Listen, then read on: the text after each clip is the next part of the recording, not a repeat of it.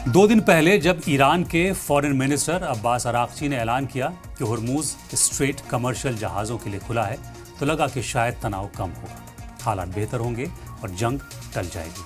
खुद Donald Trump ने भी सोशल मीडिया पर ईरान के इस कदम का वेलकम किया और ईरान को थैंक यू कहा। लेकिन ये अमन बस कुछ घंटों का मेहमान था।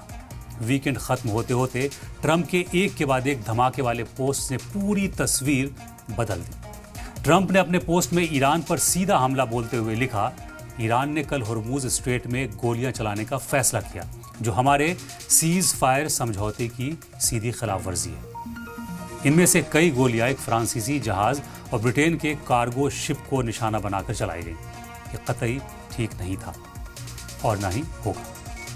ट्रंप के इस खुलासे ने साफ कर दिया कि पर्दे के पीछे जो सुलह की कोशिशें चल रही हैं वो फिर खत्म होती नजर आ रही है। हालात इतने संजीदा हैं कि ट्रंप अब बातचीत के लिए नया रास्ता चुन रहे हैं। उन्होंने बताया कि मेरे रिप्रेजेंटेटिव कल शाम बातचीत के लिए इस्लामाबाद जा रहे हैं। ईरान ने हाल ही में कहा कि वो स्ट्रेट ऑफ हुर्मुज को बंद कर रहे हैं, जो कि अजीब है क्योंकि हमारे ब्लॉकेड ने उसे पहले ही बंद कर दिया है। वो अनजाने में हमारी मदद ही कर रहे हैं क्योंकि इस रास्ते के बंद होने से उन्हें हर रोज $50 करोड़ का नुकसान हो रहा है, जबकि अमेरिका का कुछ नहीं जा रहा। ट्रंप ने आगे लिखा कि हकीकत में कई जहाज अभी अमेरिका के टेक्सास, लुसियाना और अलास्का की तरफ बढ़ रहे हैं ताकि वहां से माल लोड कर सकें। ये सब IRGC की मेहरबानी है, जो हमेशा टफ गाय बनने की कोशिश करते हैं। ट्रंप का इशारा साफ है कि ईरान की जिद उसे ही फाइनेंशियली तौर से खोखला कर रही है। इसी पोस्ट में ईरान को आखिरी वार्निंग देते हुए ट्रंप ने बेहद सख्त लहजे का इस्तेमाल किया। उन्होंने लिखा, हम एक बहुत ही वाजिब और सही डील की पेशकश कर रहे हैं और मुझे उम्मीद है कि वो इसे मान लेंगे। अगर वो नहीं मानते हैं तो अमेरिका ईरान के हर एक पावर प्लांट और हर एक पुल को तबाह कर देगा। अब और शरीफ बनकर काम नहीं चलेगा। अगले ही दिन ट्रंप ने एक और चौंकाने वाली खबर दी।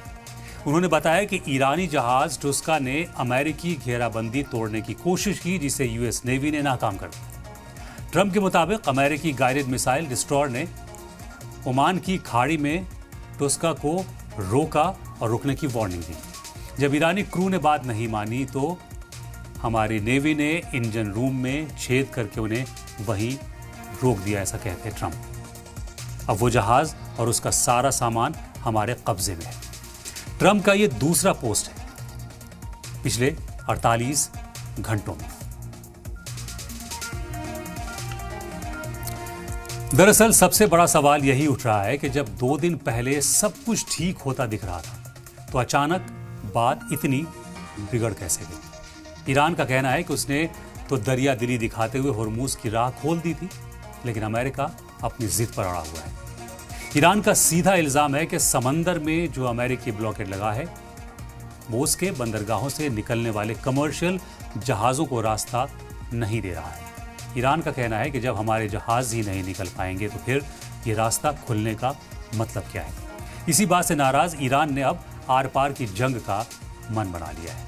ईरान के मुताबिक अगर अमेरिका उसके तेल और सामान से लदे जहाज़ों को रोकने की कोशिश करेगा तो वो भी चुप नहीं बैठेगा।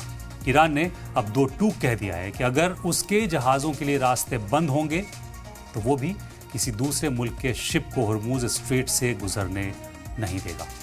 ईरान ने अब आर पार की जंग का मन बना लिया है।